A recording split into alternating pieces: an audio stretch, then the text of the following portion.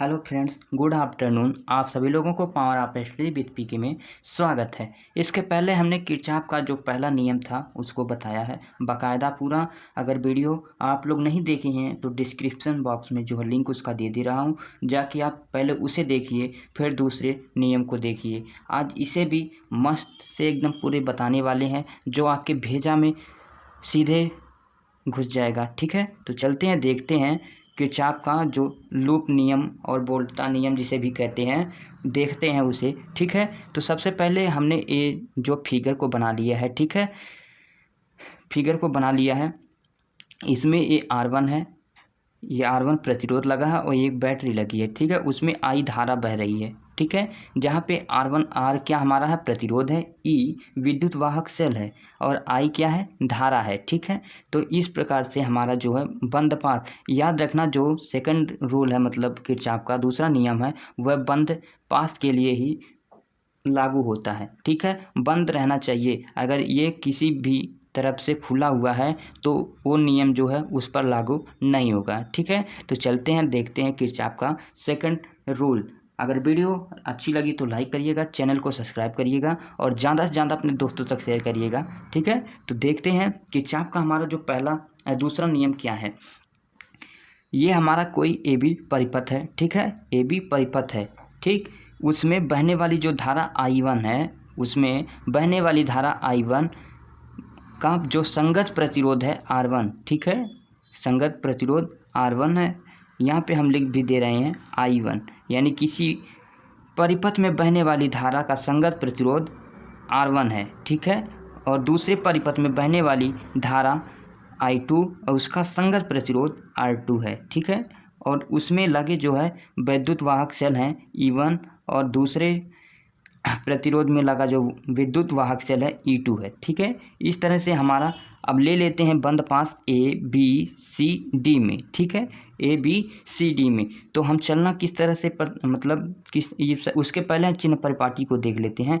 चलने वाले धारा के लिए है ये, चलने वाले दिशा के अगर विपरीत चलते हैं तो ऋणात्मक लेंगे साइन में, और यदि चलने की जो दिशा हमारी धारा की समान हो तो धनात्मक लेंगे। ठीक है, अब चलते हैं देखते हैं। हम चलना इस प्रकार से यानी कि A से D की ओर चलेंगे। ठीक है, तो बंद पास ABCD A में ले लेते हैं। ठीक है, तो इधर से हम चलना प्रारंभ करते हैं। ठीक है, तो ये हमारा जो धारा है वह चलने की दिशा में है। ठीक है, तो ये हमारा क्या होगा, प्लस होगा, तो I1 हो गया और R1 हो गया। ठीक है, अब यहाँ पे हम इस तरह से जब चलेंगे ऐसे, फिर यहाँ पे आएंगे। ठीक है, R2 मिला, अब R2 यहाँ चलने की जो दिशा के विपरीत है तो हमारा ऋणात्मक होगा, तो I2 R2 संगत प्रतिरोध हो गया और बराबर जो है किसके, और ये सेल के लिए मतलब अगर आप प्लस से माइनस की ओर जा रहे हैं तो माइनस लेंगे, और यदि माइनस से प्लस की ओर जा रहे हैं तो प्लस साइन में लेंगे। ठीक है,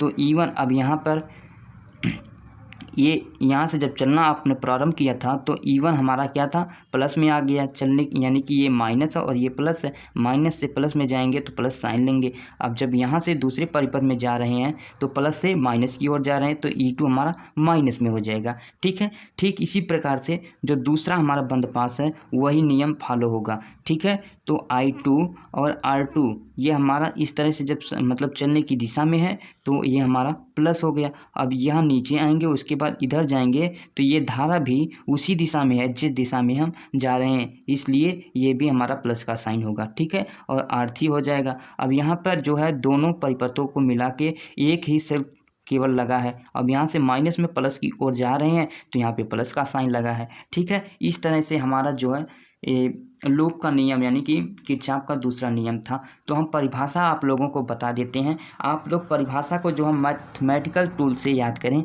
रटने का बिल्कुल प्रयास ना करें। ठीक है, तो देखते हैं। अब यहाँ से आप लोग समझिए। ठीक है, किसी बंद पास में बहने वाली किसी बंद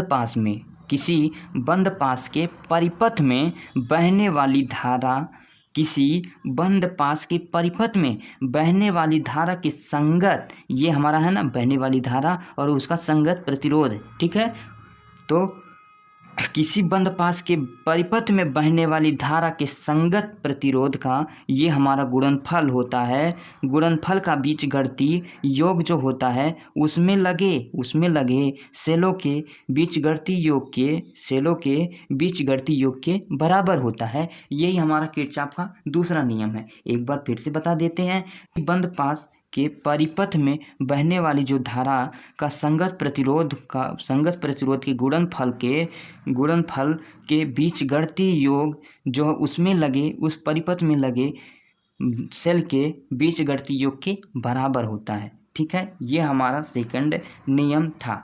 ठीक है, अब यहाँ पे हम परिभाषा को लिख दिए हैं, उसे अगर आप लोग शॉर्ट स्किल लेना चाहते हैं तो ले सकते हैं। और जो है एक बात और याद रखिएगा, जो बोल्ट्जमान का नियम यानी किरचॉफ का जो दूसरा नियम है वह ऊर्जा संरक्षण को भी व्यक्त करता है। किसको? ऊर्जा संरक्षण को भी व्यक्त करता है। अब यहाँ पे देख लेना परिभाषा, किसी बंद पास के परिपथ में बहने वाली धारा के संगत प्रतिरोध का गुणनफल का बीजगणितीय योग उसमें परिपथ मतलब उसमें का मतलब परिपथ में है। ठीक है, परिपथ में लगे सेलों के बीजगणितीय योग के बराबर होता है। ये हमारा किरचॉफ का दूसरा नियम था।